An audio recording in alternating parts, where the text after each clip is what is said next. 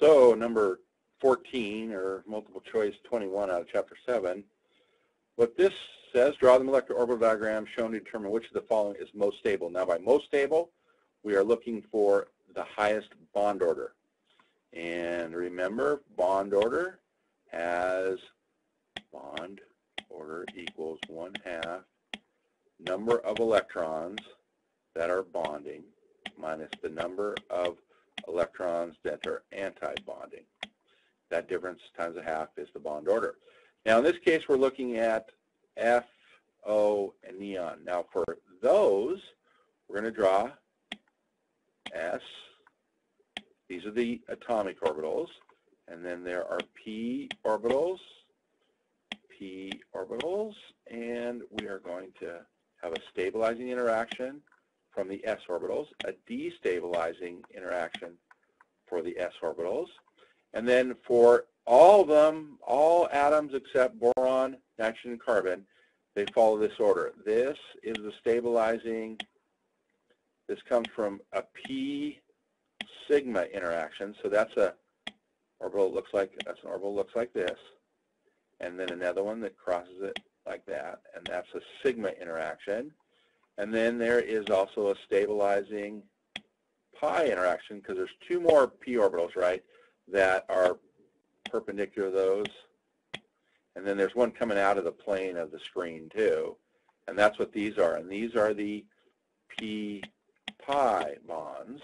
Now there's going to be a destabilizing p-pi bond, and then there's going to be a destabilizing p-sigma. So that's the p-sigma antibonding, and this is the p-pi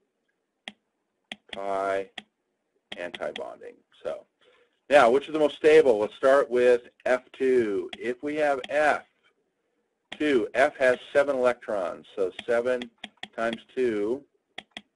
That is going to be 14 electrons that go in here. So that's going to go 2, 4, 6, 8, 10, 14. So 2, 4, 6, 8, 10, 12, 14.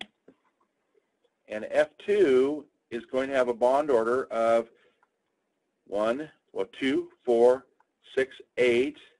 That's going to be 8 bonding. Minus 2, 4, 6, minus 6 times 1/2, or a bond order of 1. And then we're going to compare with that F2 plus. So now F2 with a 2 plus. That's going to be all those. That's F2, but it's 2 plus. So we're going to remove 2 of those. And that's going to be, this one's going to go away, right? That one goes away, and that one goes away. And so we've lost 2 of the anti-bonding. And that will become same number of bonding orbitals.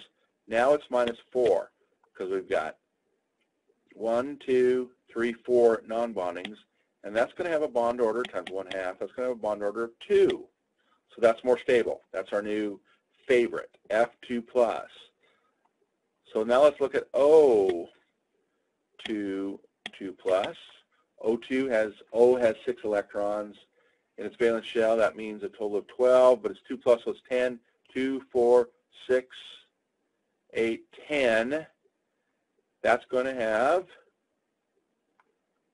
1, 2, 4, 6, and no anti-bonding, so it's going to have 2, 4, 6, 8, minus 2, 6, minus 2, times 1/2, or a bond order of 3.